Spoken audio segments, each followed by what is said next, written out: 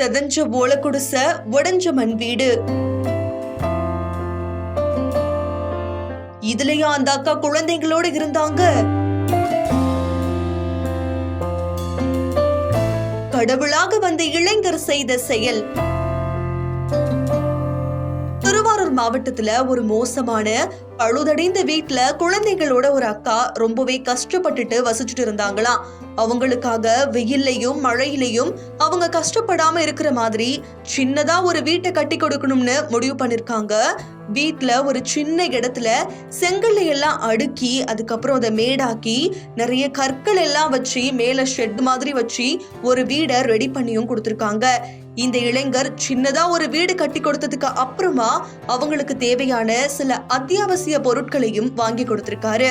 கிட்டத்தட்ட 85,000 ரூபாய் செலவுல கட்டப்பட்ட இந்த வீட்டுக்கு பல நெட்டிசன்களும் தங்களுடைய பாராட்டுக்களை தெரிவிக்கிறாங்க. இந்த வீடியோ பத்தின உங்களுடைய கருத்துக்களை கமெண்ட் செக்ஷன்ல சொல்லுங்க.